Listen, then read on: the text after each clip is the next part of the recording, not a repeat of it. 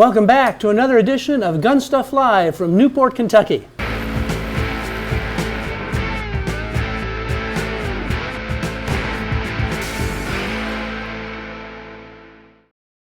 Hey, we're glad to have you back. First, I want to thank our sponsor, Faxon. They have a great contest coming up, and you've heard all about it. First, I want to introduce my co-host. Let me see if I can get him in here.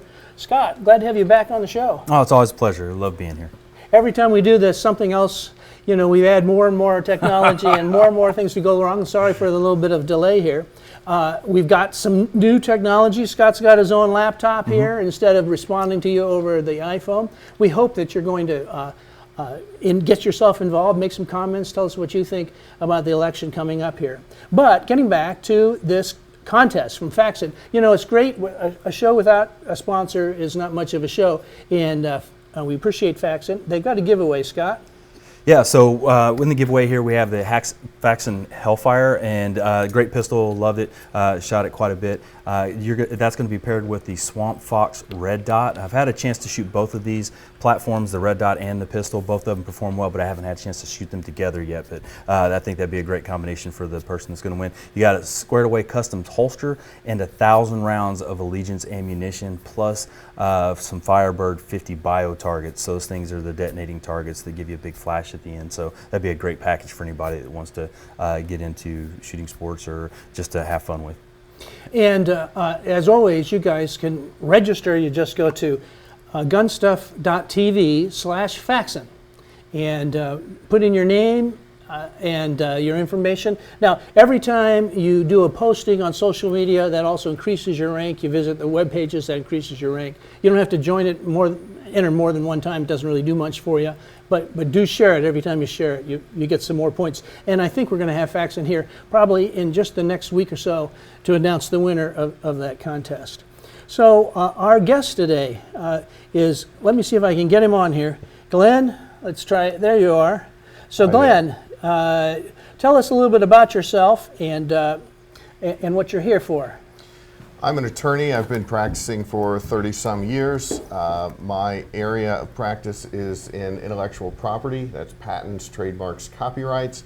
I serve quite a number of manufacturers in the firearms industry, where more than 95% of my practice is. But through my own interest and the interest of my clients, I stay up to date on Second Amendment issues.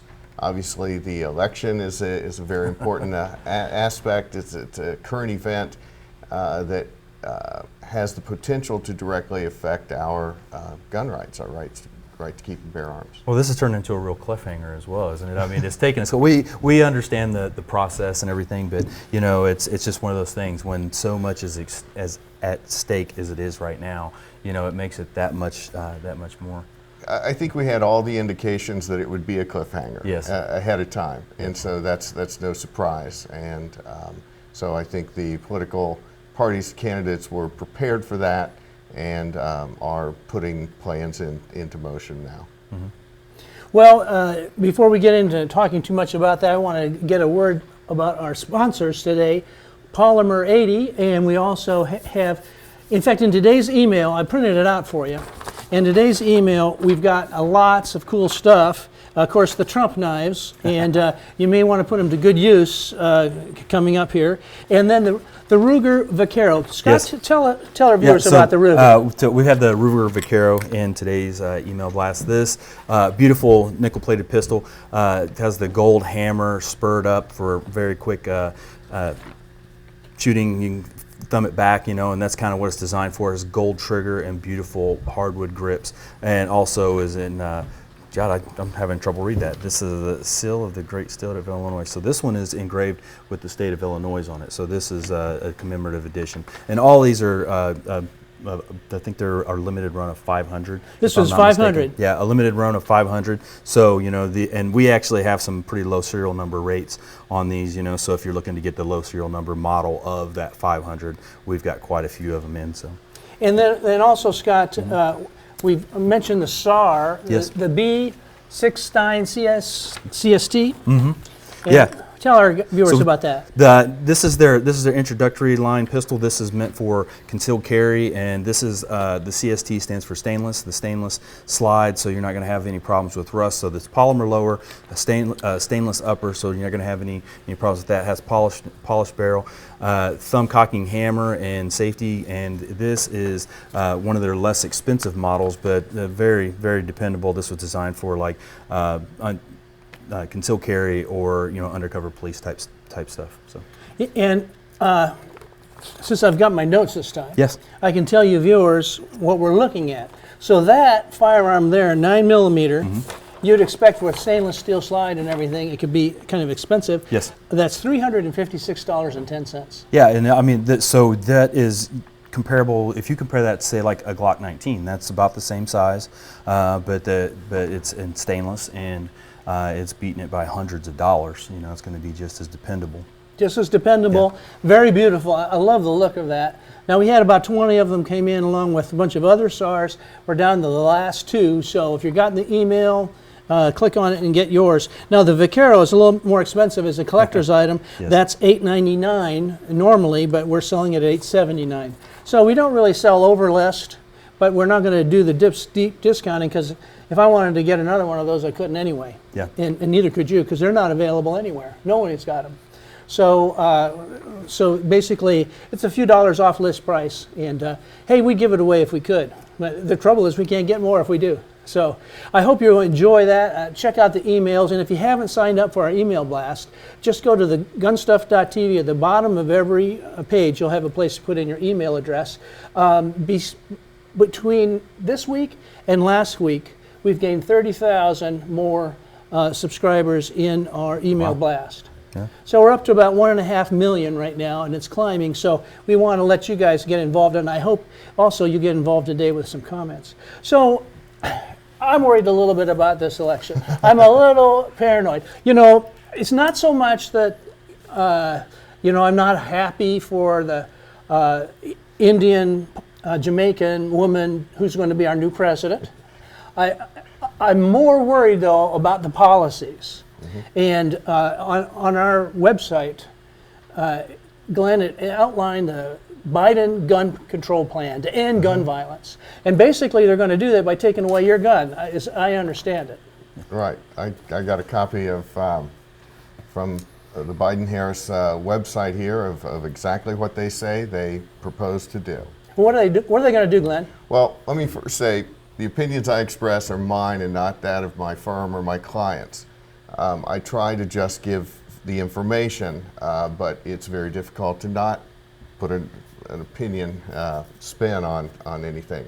What they're proposing to do is really, if you go to the website, they outline a bunch of things and they have hyperlinks to other sites. And one of those is the Giffords Law Center, the Giffords Courage to Fight Gun Violence. Another is the moms and all the various anti-Second Amendment organizations out there. And so they directly endorse or adopt what these other organizations are doing with their links in here. They don't always spell out the details, but they link to, here's where the details, and it's one of these organizations. It is a compendium of every anti-gunner's dream. Everything that they've ever thought of is on the table. There's nothing that I've seen that's too far and has been dismissed. It's everything from universal registration to so-called assault weapons, which is completely undefined, can mean whatever they want it to mean, and those being regulated under the NFA, the National Firearms Act, just like machine guns, suppressors, short barrel rifles, and so forth, requiring a $200 tax stamp to transfer, background checks, and application that takes several months to process, that sort of thing. Other things they call loopholes, which I would otherwise describe as rights. They want to end the online sale of firearms and ammunition. They don't express that if you buy a gun online, you're going to have to pick it up from a licensed dealer and go through the background check and everything as if you just walked into a retail store and bought it there. It's the same thing. You know, ammunition is different, but they don't point out how there's any danger presented by ammunition without a firearm to go with it.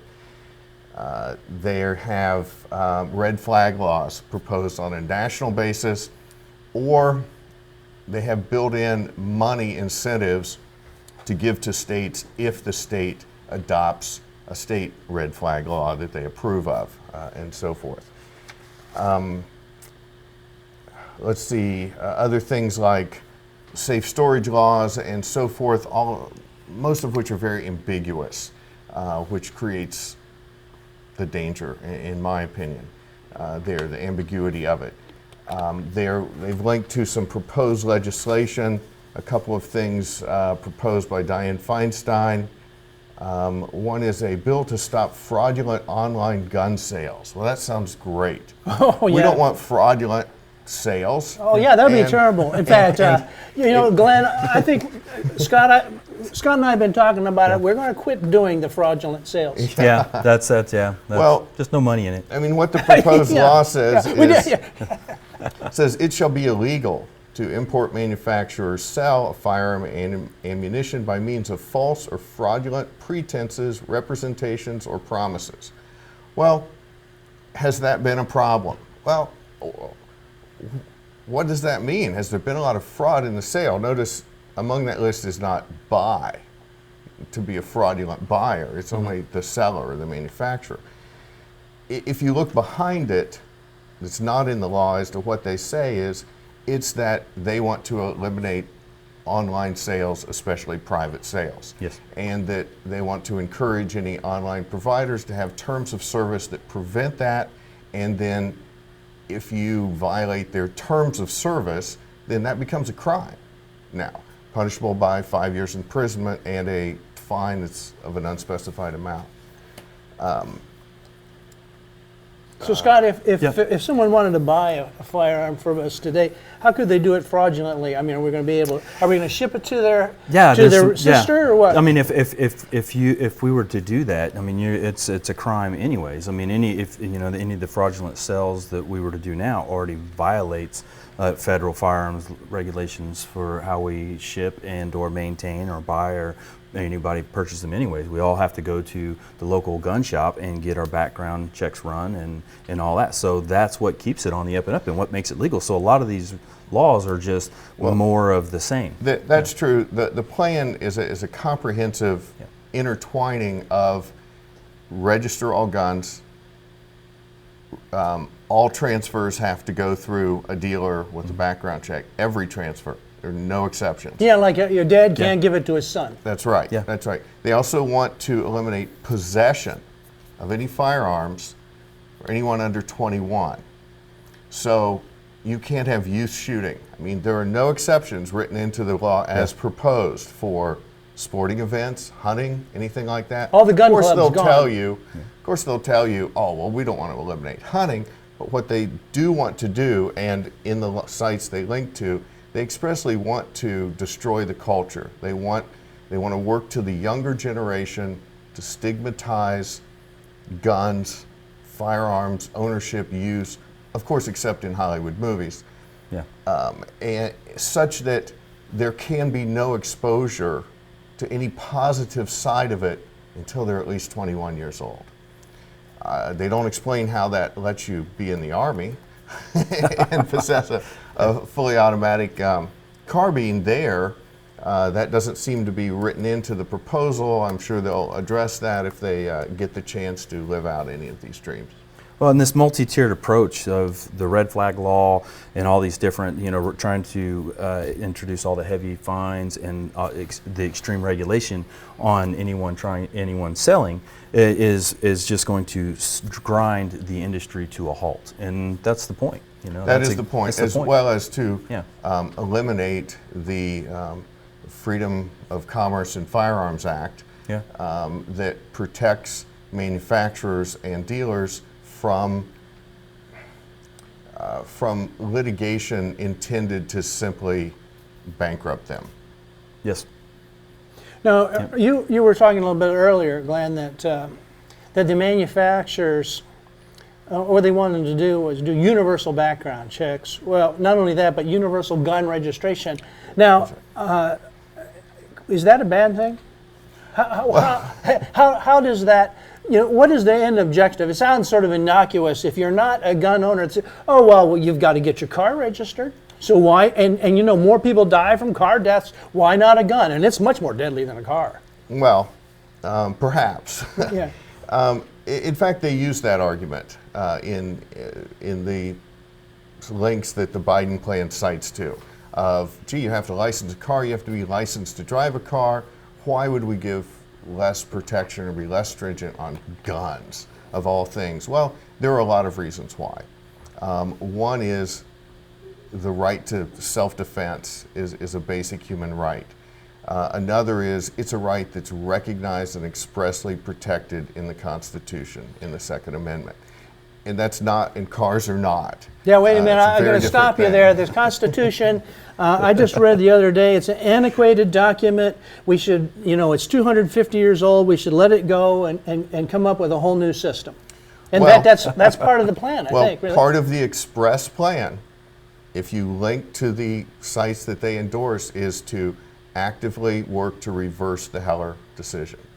And that is the Hiller? And that is recognizing that the right to keep right of the people to keep and bear arms is an individual right and not a so-called collective right of a state. Yeah, so they think it's a collective, we're supposed to have militias and so forth, but it's not really meant for us. In fact, I think a lot of the Bill of Rights, Twitter and Facebook, they're all working on the First Amendment too, kind of chipping away on that. Sure, sure. Well, they see themselves as a private business, and they're not controlled by the First Amendment, and there's truth to that. On the other hand, if you're holding yourself out as merely a vehicle where people can post their things that you're not responsible for, if you start policing those beyond perhaps obscenity, then you become a journalist because you're selecting what the people get to see, and that puts them outside of the immunities that they've enjoyed for things that get posted. And we've all seen the extreme censorship happening on social media, especially in the last couple of months. It's really gotten, it came to an all-time high. And that extreme immunity you were talking about, that's Section 230. And could you tell our viewers a little bit about what's involved with that? Well, I'm not an expert in that area, but there's several things involved. If you are a publisher, then you can be liable for libel and slander and so forth, the effects of what you publish and falsity and defamatory statements and so forth, because you select what you publish if you're a newspaper or a news organization. On the other hand, if you're simply a bulletin board of effect where you maintain this wall where people can post stuff up there, they're the ones responsible for that. Those people are responsible for their content that they put up there, and you're not, simply because you host this. On the other hand, if you start selecting what people can see, upplaying some things, downplaying other things, attaching little warning labels to certain things, as we've all seen in the last few weeks, then you're providing, you as that host of that content are injecting your journalistic selection into it. Yeah, you are selecting at that point. Yep. Yeah, and Scott, Joe Groff asked a question there. So Joe was stating that he's hearing that ammo prices could go up as high as 150% if Biden wins. What do you think about that? I can't comment on the percentage because I don't know. Will prices go up? Probably. Ammunition is a very interesting industry. It has a lot of barriers to entry, and it's not just licensing. It's if you are producing ammunition on a large scale, the equipment the capital involved is very substantial. You don't just put another machine online. The way they work, they take time to set up. So you produce 9mm. If you want to change to 45, it's a several day or at least a multi-hour, a long process to retool, rechange that over. Yeah. So the producers can't just quickly switch from one to the other, produce them all at once. They're set up to produce in batches, large, very large batches, to make it economical. Prices have gone up because of scarcity. If there's more scarcity, more demand, and less supply, prices go up. That's basic economics. That's the most basic rule of economics. How much they'll go up, I don't know. It depends on how much the demand is and how short the supply is. Yeah, and I mean, we, you know, any of us out there shopping on a regular basis, we already see that even if you can, you know, a lot of it you can't get, but a lot of it is already 150% markup. I mean, it's already over what it was a year ago. So over what it was a year ago, the price, the demand has already pushed it past that. So That's you know, right. you used to be able to get 9mm for 10, 15, sometimes 20 cents a round, but now you're seeing Right. $1. You know, Could, so it, I mean, could it go up yeah. higher? Of course it could, Yeah. because the economic way to buy ammunition at 1,000 rounds or more, as I do online, well, that's being threatened. Yeah. That it can't be done online And anymore. Yeah. You know, there are some jurisdictions already where we have to ship the ammo to an FFL. Yes. So that puts another step Right. in there. California. California background Illinois, checks to get FOIA that. cards. You know, we were talking about the universal registration, and that always has to do with a serial number, know what it is. Now, if something happens in this country and you can't, I mean, a lot of people aren't really excited about having Kamala have our serial numbers while they're letting people protest and burn in the streets. We have a solution for that. And Scott, tell people about what this Polymer 80 is right here and explain it. All right, so a Polymer 80 is the concept of an 80% firearm, pistol, AR. What we have here is the Polymer 80. These things are configured to be 80% complete. So these are firearms frames. This is a Glock model here, fashioned after the Glock. Let me go ahead and see if I can pop this dude open here real quick. So it comes in a kit like this, and this is not a registered piece. This is 80%. So a lot of people, what you hear about unregistered firearms, things like that, you can buy these as a kit. The firearms kits have been around for a long time for being able to do black powder and stuff. You've been able to get them through mail order, ever since guns have been around, and then you build it yourself. Well, you can build these are legal to own. All you have to do is, once you get them, is you have to finish the completion of this frame by removing certain pieces of the frame here and drilling through the holes with the prescribed drill bits, the prescribed size. Now what that is this now makes this acceptable to be able to accept parts for a firearm. You can turn this into a firearm, but it's not registered. Now it's okay for it to not be registered, but if you go to sell this gun, or if you go to do anything else with this gun, you have to put a serial number on it and you have to register it. But if you have this on your own, and this is just the piece right here, and you don't have it assembled, this is completely legal to have, no problem in doing anything with this, and it's completely legal to build as well. The only problem comes is if you sell it, you have to serialize it. In most states, there are Yes. some states where it's not permitted. Okay. Some states aren't even permitted. Some states, Right. some states have recently introduced legislation because these were termed ghost guns, things like that, and this is what they were talking about, And the thing is that you're never going to be able to stop someone from making a firearm. People have been making zip guns and all these 3D printing. 3D printing. 3D printing, yeah. All it is there. This is a demand that people want. So manufacturers are making things like So that. here's what's proposed. Yes. When you talk about this is 80%, well, that's sort of an arbitrary number, but whatever it is, the proposed plan is eliminate that. Yes. If it's a chunk of plastic or aluminum, it's a potential gun, so you can't do that. Yeah. They want to eliminate any unlicensed manufacture of firearms, period, Yes. by any individuals. Okay, that's part of the plan there. As far as a gun being registered, I have a federal firearms license as a manufacturer, in fact. So I'm very familiar with those regulations. If I manufacture a firearm, I have to put a serial number on it. I have to put my name, the manufacturer's name and address on it. And it is not registered. I do, however, have to turn in a report every year of how many handguns, how many rifles, whatever I have manufactured. And for me, that's 0 to 1 often, but for others, that may be thousands. The point is, at the moment, the government doesn't possess that information. If they have probable cause, they can, with a warrant, demand to see your records to see who you sold that serial number gun to because they found it at a crime scene or something. But the proposed universal registration is the government will have all that information in hand, not just who manufactured it, but every transaction of the way. And if there's any transaction that's not recorded, registered, then it's illegal.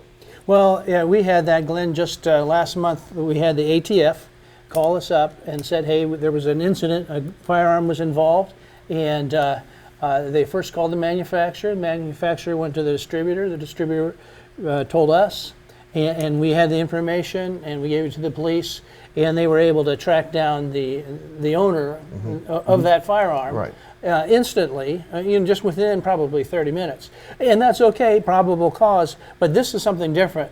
When we register every firearm in the country, every Boy Scout that goes out to scout camp, it becomes, they want to eliminate that expressly. Everything. It's Well, going to be and tough. some of the problems with the ultimate registration also is the fact that I have firearms that I've inherited from my grandfather, from my father. If I were to fail to go and register those when I inherited them, even though they were given to me long before these, I would still be a criminal, along with everyone else who's ever inherited a firearm or anything that they could possibly write up as a firearm. If they get into like, well, this chunk of plastic could be a firearm, and those are the different extremes that it could go to, of course. But and if one of those was made before 1968, it may not have a serial number on it at all. Yeah. That's crazy. There too. When you see on TV cop shows and things, sometimes they say, well, or in news reports, well, the gun was registered to someone. Well, a few states have that currently. Presently, most states don't.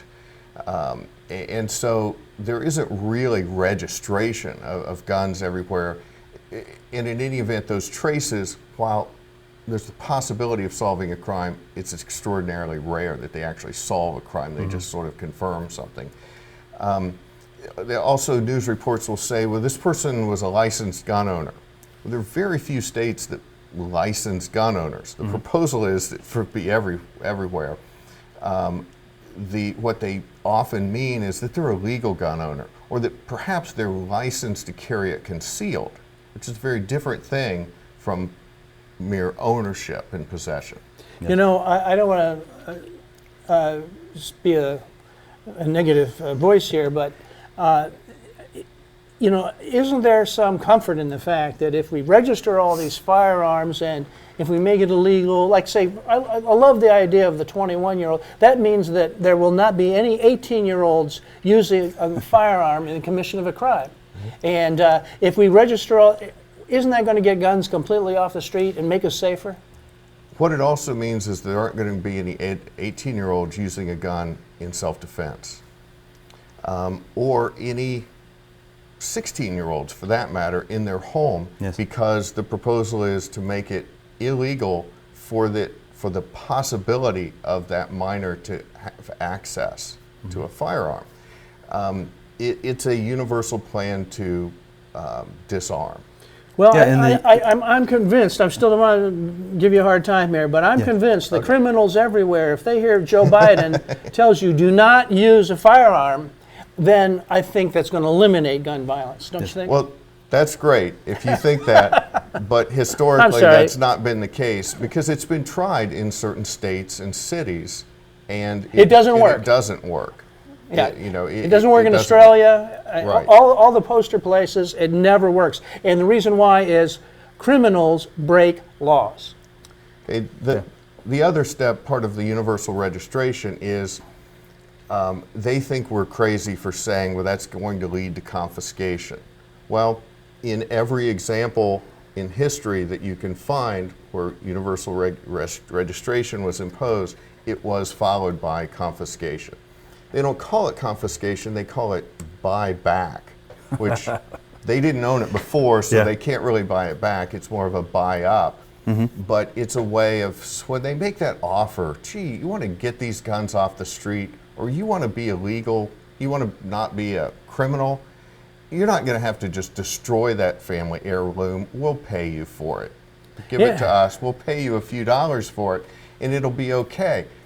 And guess what? Just in case you forgot what you had in your closet, well, we have a list here, and we'll come and visit you. We'll and come knock on your door. Invite you We'll- to yeah.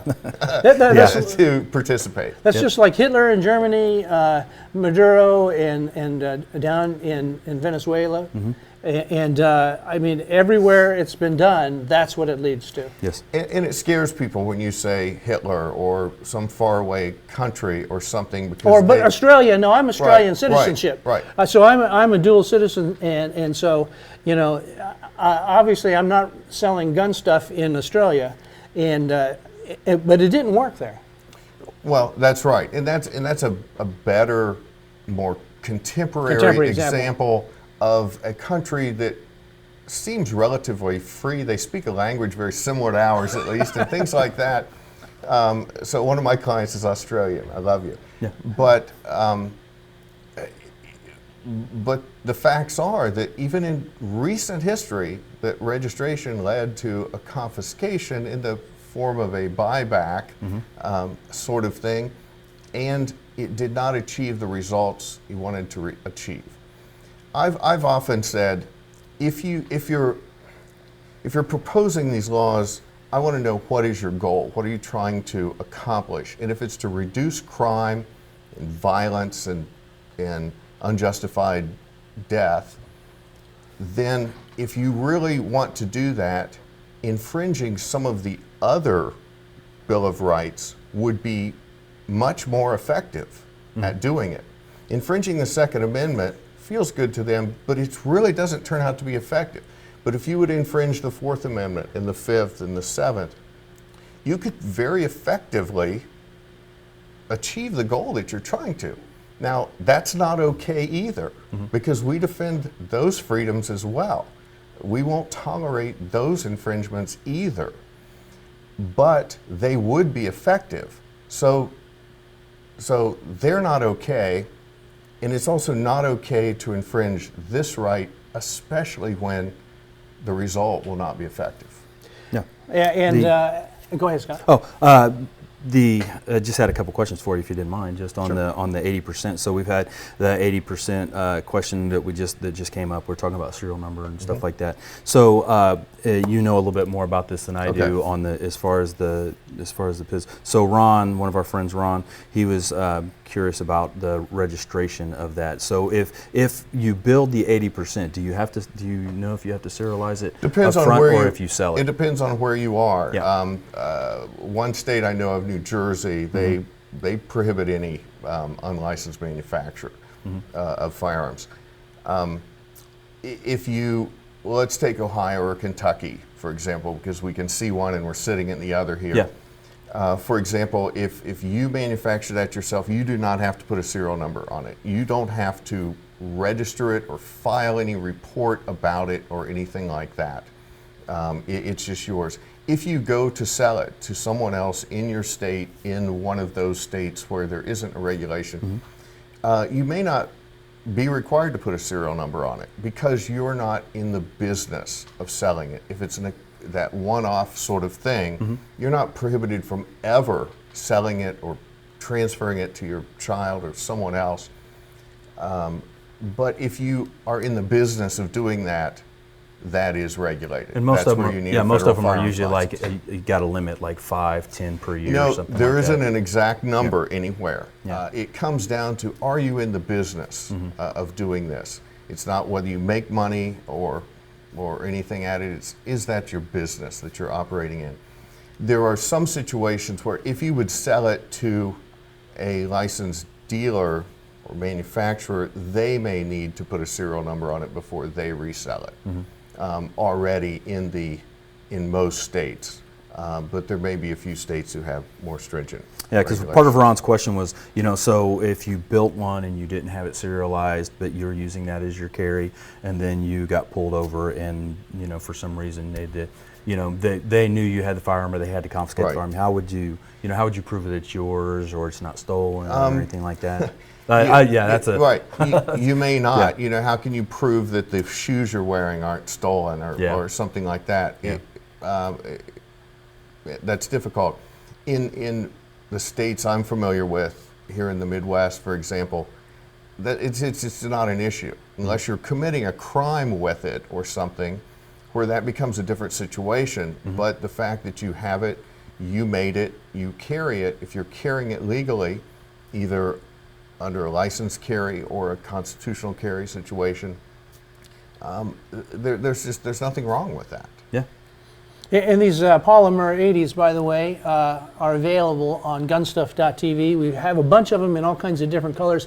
This one, if I'm not mistaken, is you can get a slide that's compatible with a Glock 17, put that on the top, and you have essentially a great firearm. And it's fun. It has a whole kit. There's instructions on how to do it. Scott, is it very tough to do? No, this one would be very, very easy. I've assembled a couple of the rifles in the past, and those are they take a lot more machining and a lot more time and effort to do, but these are very, very simple, and so I think it's a great option. And the red plastic there is not a decorative case. That's actually a That's jig. the jig, yeah. You put it in there, and then it tells you where to drill and what to do and how to cut exactly it. what size and everything. It looks like fun. I think maybe. Anyway, I encourage a lot of patriots to get those now. Yeah. Stock them up. You don't have to make them, but you ought to get them. I mean, I've seen these kits to make a flintlock muzzle loader, Yep. and they're beautiful. Those have been around for a long and time. it looks like something that would be fun. I've thought about doing that if I ever had any spare time, because that would be fun. This is no different. Maybe There's easier. nothing different Maybe about this. easier. Maybe easier, right? That's right. Yeah, this would And you'll would have actually be you don't have to do woodwork. A more effective, more useful tool Yeah. in the end of it. But it's really no different legally than doing one of those things. Well, and it is because a muzzle loader is not considered a firearm, but in most states, it's no different. I think that's what the Second Amendment fans or anti-Second Amendment fans want us to have. They think, oh yeah, you can arm the public. It's for militias, and as long as you're using muzzle loaders, you can shoot one at a time. Then King George or Kamala's troops can come in and take care of you. Are there any other comments, sir? You also had Mary Helen Shashi, friend of the show. Mary Helen. Yep. How you doing, Mary? She was one of her questions is, does Glenn think that the new SCOTUS will be the firewall for? Well, we certainly hope so. Those of us who are fans of the Constitution hope that it will be honored and defended for what it says. The new nominee, Amy Coney Barrett, has a very strong record of respecting the Constitution and following it for what it says. She says that she'll continue to do that. We have no reason to doubt her now. It does shift to where there is more of a majority of those who more closely tend to honor and respect the text of the Constitution, those so-called textualists. And so, is that a firewall? It is. However, it's a firewall that's not a few minutes behind where the fire is. It's a couple of years or more behind. So things that are unconstitutional laws can be passed and put into effect, and it's quite some time before it makes it through the process before that could be declared unconstitutional. Isn't that a lot of the problems too in some of the recent rulings when they come, sometimes we don't like the way the Supreme Court goes, but they're saying, well, judging by the law, this is what the law says, and if you wanted to be more specific, you should have been.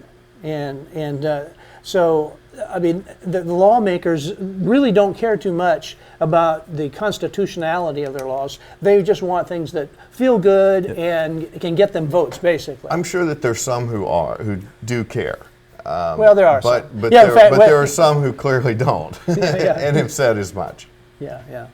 Well, we're a little bit over time here, so I just wanted to remind our viewers about the stuff in the emails. And, Scott, we save those firearms. They're in short supply. We put them out there to our premium subscribers. And if you interact with us, or you register for a contest, or you open the emails, or buy something, you're going to learn about it before just everybody. Yeah, you get the information first, so you'll get first, try to get first dibs at things, so if something goes on discount or we have a run of something in, then you'll know before everybody else. And we all know that, like, just knowing something just a few minutes early in this day, this could save you quite a bit of money when it comes to anything firearms, ammunition related, gun parts. It's Black Friday every day. I know, every day. You're in a rush to get to something. Yeah. I don't want to miss any other comments. no, yeah. Was there anybody else that we needed to respond to here? No, Ron was on our 80%. That was one of the last questions. But no, it was very interesting what your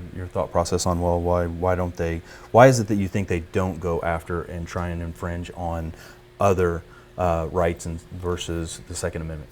I mean, is there because there are more active and popular organizations out there defending those rights. The Fourth Amendment protection against unreasonable search and seizure. Again, it's not against all search and seizure, it's against unreasonable. But that's a very strong firewall and protection, and a very important one. If you took that away, well, you could do more to solve crime, prevent crime, and all sorts of things, but that's not acceptable. The right to a jury, the right to confront your accuser, the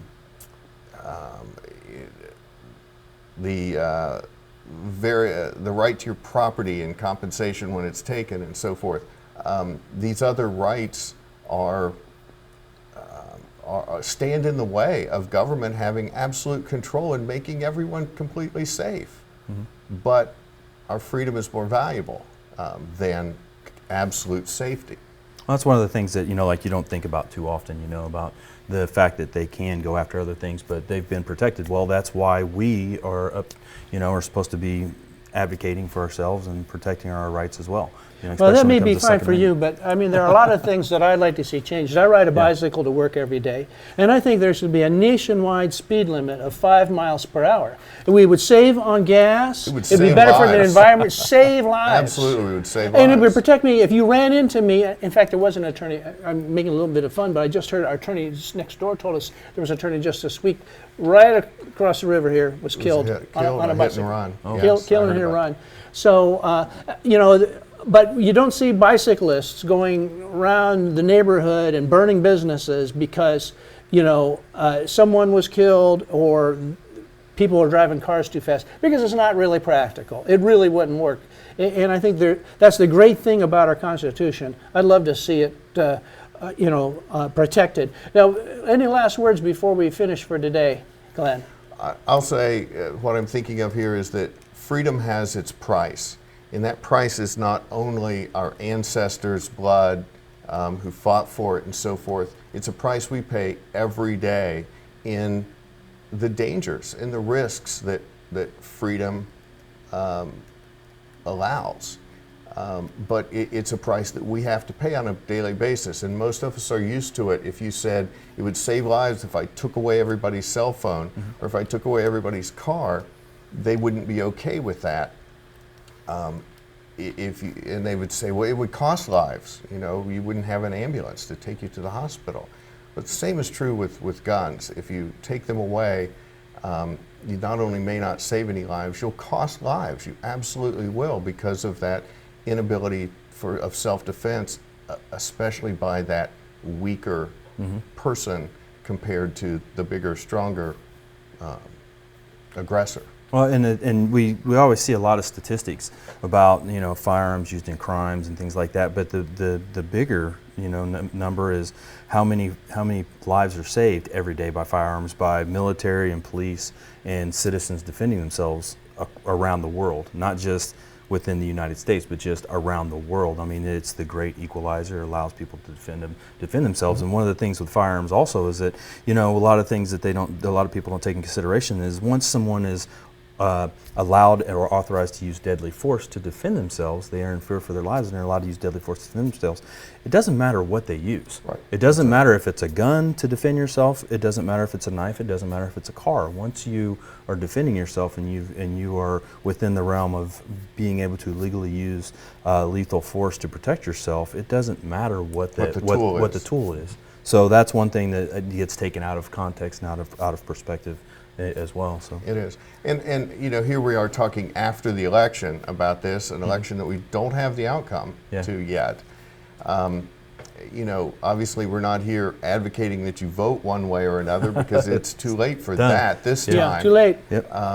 But you know, my intent was to just sort of explain, well, here's what one side explains as this is their agenda, and it's in writing, and it links to these others that put it more detail to it, and everything that I explained is in there, is written. Glenn, we did an email. I put some headlines right from this, and I got so much hate mail that said that, oh, they're not going to do that. I hate you, and they said some bad things about me and my family and mothers and then ancestors and species. Okay, and species. and all of those things. And you know what? I just replied back to them. You know, a lot of times I don't see all those replies because we send out millions of emails. But I went out and looked for them, and I replied to each one. I said, just read the plan.